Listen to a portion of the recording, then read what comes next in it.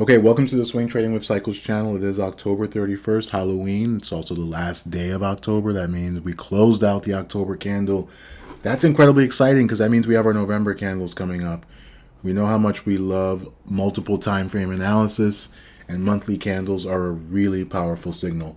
Let's start with oil. We'll look at WTI, so West Texas Intermediate, as it were.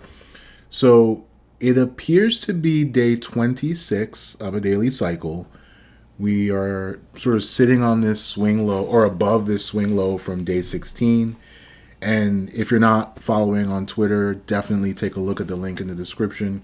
I've been tweeting about this. I don't make videos about oil as often, about energy in general as often, but I definitely have been tweeting. I mean, you can see this like really long downtrend, right? Like, there's just been no reason to be long oil this whole time. It's been very clear. Like, you get sort of unmistakable, right? Just classic downtrend, right? And this was a fake out. Like, oh no. Okay, yeah, we're resuming the downtrend. Now the question is this another fake out, right? Because we just made another higher high, and then we did this, and now we've done this, and now we're doing this. So do we do something like this next? Right? Or obviously something like that. That's what we're going to be watching for, right? And so the question, like, this is probably not a daily cycle low. This probably breaks below that. But as with everything, the FOMC meeting this week is going to be crucial. We're going to have the non-farm payrolls on Friday. And of course, we have the inflation report coming out in November, like anywhere between the 11th, 12th, or 13th. So those big catalysts are going to tell us, is this going to break down or are we going to launch higher? Either way, we're going to get a trending move out of this, which is the really exciting thing. And if we think about the weekly chart, and you see that downtrend on the daily, it looks the same on the weekly, right? Again, that's the multiple time frame analysis. This is just a more consolidated, quicker, compact view, but it's the same idea. This is your lower high. All these wicks are lower high, right? These upper wicks, I should say. So in terms of the weekly cycle, we actually are sitting on a weekly cycle low from about 5 weeks ago. So week of September 26th, we made a low, right? This low is lower than all of these. And then we made a high above that low. Boom. That was your swing high, right? So once we crossed above 82.92, we had a weekly swing high and a potential weekly cycle low. It does seem like that was your weekly cycle low at 24 weeks, right? So this whole cycle, right, lasted 24 weeks, like from this low to this low, right? From here to here. And this cycle topped out on week 9 and then declined for, what is that? Like almost 15 weeks. So left translated, right? Meaning 9 weeks going up, 15 weeks going down. That's generally bad. So now it's a question, is this weekly cycle also going to be left translated, right? So far, the high has actually been on week 2. And now it's really a question, are we going to have we could have a weekly cycle that tops out on week 2. It happens, right? Like, it's extreme, but it happens, right? We would need to get above 93.62, which is a decent way of a move above here.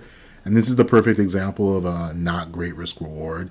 And this is for oil itself. We're going to look at a bunch of energy related names. Some of them actually are looking bullish. Some of them, I think, actually, if I'm not mistaken, are breaking out to all-time highs.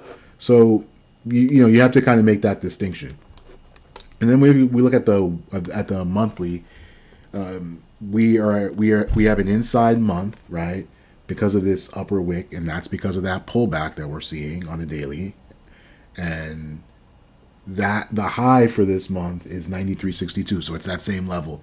So until we get above there, we're really just consolidating inside this range. And just to kind of drive the point home, that like very clear, distinct downtrend on the daily, the downtrend on the weekly, that's just this downtrend right here on the monthly. On the monthly, it just looks like just straight down because this is an even more consolidated view.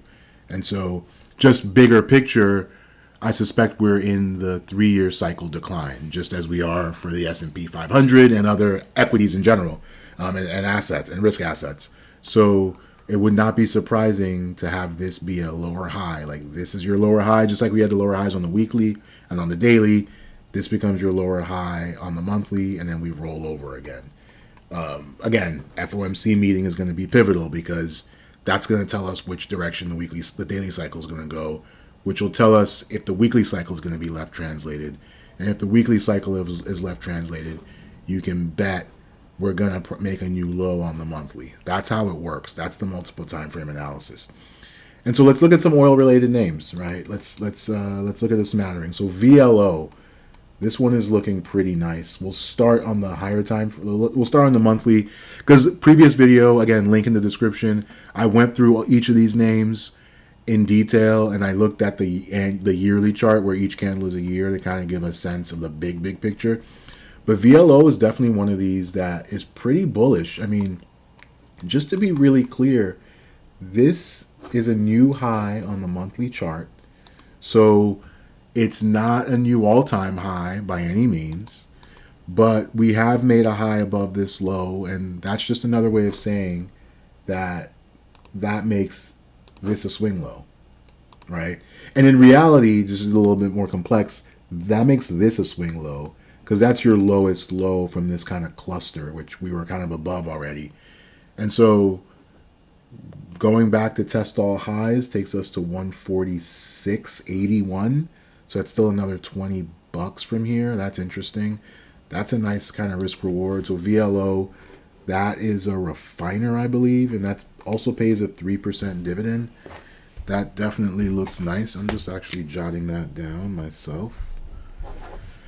Just looking at these charts for the first time myself, actually, in a little bit. And so that is VLO. That's the monthly. If we zoom down to the weekly, let's try to think about where we would be in a weekly cycle, right? So this appeared to be a weekly cycle low. So if this were, wow, that would be a really short weekly cycle. That would be week 11. So that's interesting, right? So how long have we been rallying? 1, 2, 3, 4, let's say 5. And this is definitely a swing low. Like we made a new low below this candle, below all these lows, and now we're starting a rally up. Right, so this is the 5th week of that rally. This is week 1, week 2, week 3, week 4, week 5, right? And this is how you kind of think about it without necessarily having to, like, you know, literally, quote unquote, count all the cycles. So we're in week 5 of a weekly cycle rally. Look at how this thing petered out after about 5 weeks. But this in the bullish phase just kept running. So we do want to be a little bit cautious here. But at this point, we're trying to affect a false breakdown on the weekly chart. Because this last week's low was 124.34, and today, Monday, we dipped below that low at 123.57, right? And we're trying to go green, so that could be an interesting move, which will give you a chance to go back to that all-time high. So that sets up an interesting risk reward. Because really, I mean, to give it some real room, you might, that would put a stop around the 115 area. So that's only about a 2-to-1, I guess. Not a great risk reward if you really wanted to give it a lot of kind of room. And that's the weekly. And if you finally look at the daily, notice we closed a few days below the 200-week moving average, moved higher, came down, did not, like the low held, right? Like notice this is a higher low than this. And then this, and this, and this, right? And so we are in an uptrend on the daily chart. It's now just a question of can we hold it, right?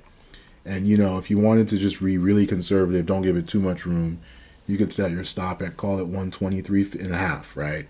That is the low from today, right? Because this effectively can serve as a swing low. That's kind of the zone I'm gonna look at myself.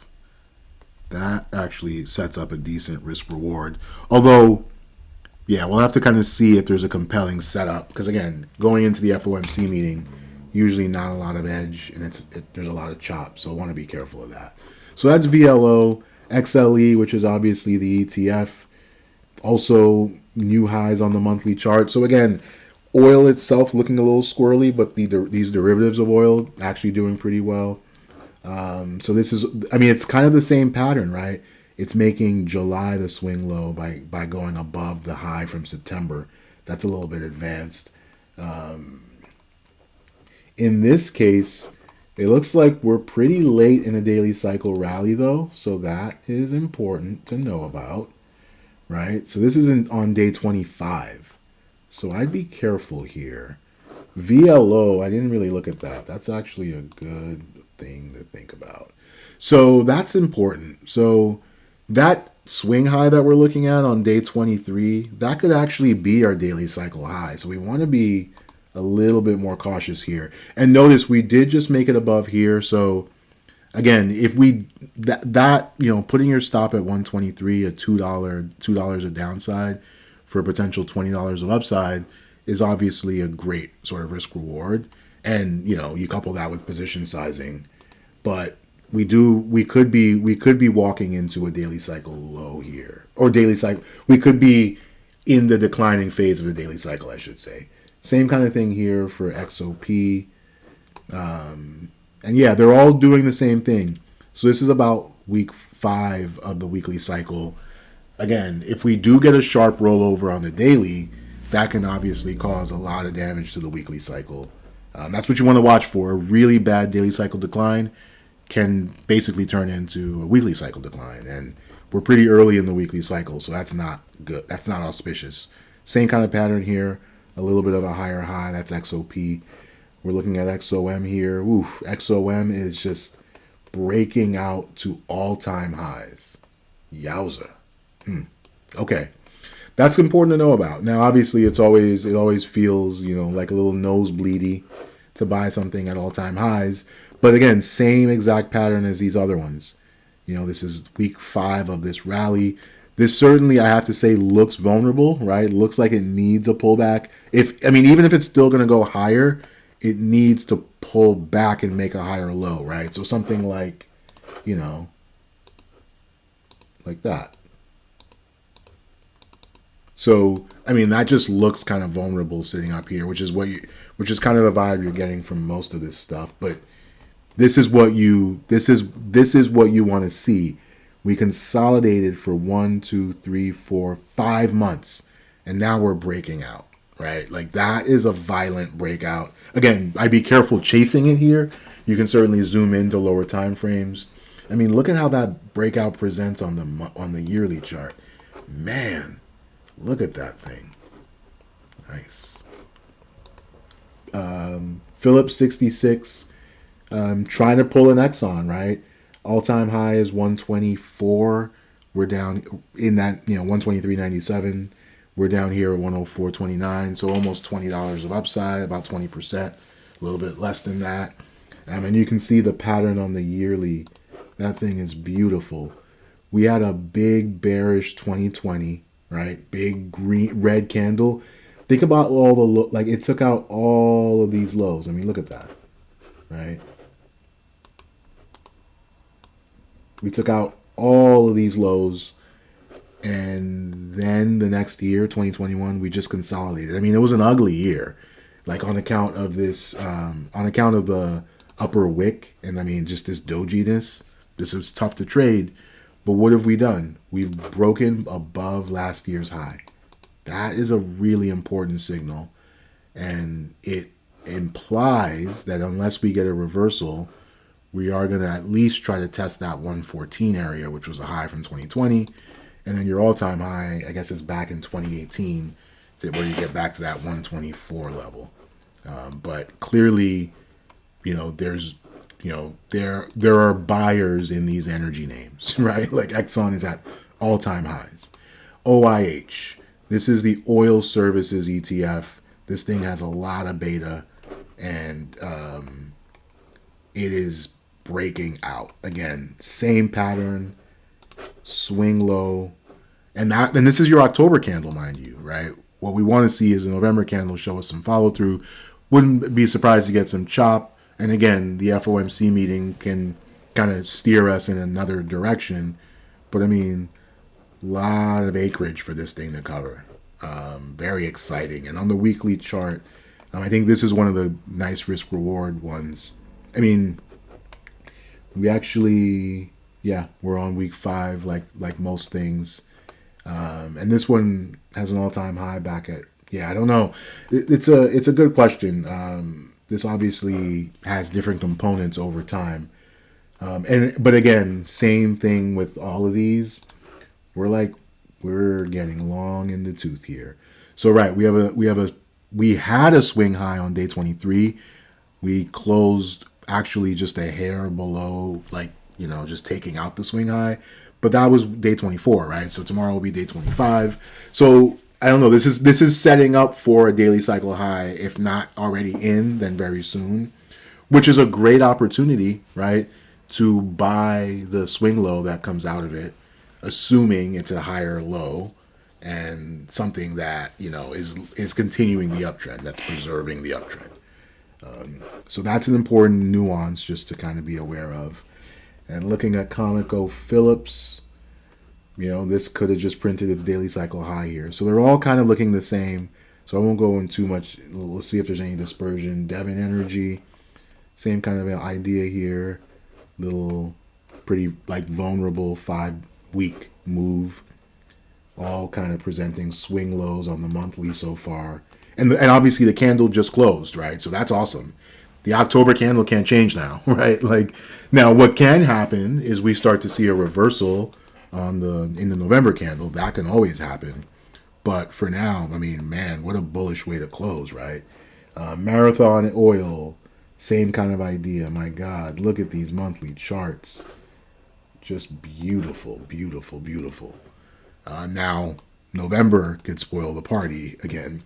And again, same pattern, week 5, but late in the daily cycle. So what we're watching for is a daily cycle that does not create a weekly cycle decline, right? And so for one thing, we want to kind of hold above, the previous week's lows, right? In this case, for Chevron, for instance, we want to hopefully hold above 172, right? And Chevron is also just kind of breaking out to new all-time highs. Man, people are scooping up these names. And it's probably not just mom and pop. Man, look at that annual chart, right? That was a line that was drawn. Oof, look at that. We just broke right through. So again, a back test of the breakout, pullback, consolidation, chop, not surprising.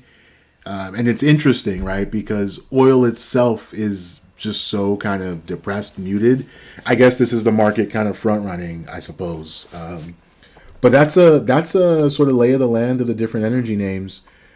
So we went through all of those, some quicker than others, but you can tell the general pattern. We're relatively late in the daily cycle. We're on about week 5 of a new weekly cycle. And notice that the S&P, for instance, is on week 3 of a weekly cycle. So oil bottomed sooner, started rallying before. Just important context. I really like VLO myself. OIH presents an interesting opportunity as well. I like VLO also has a 3% dividend. That's really nice. So that's the lay of the land. Thanks for watching.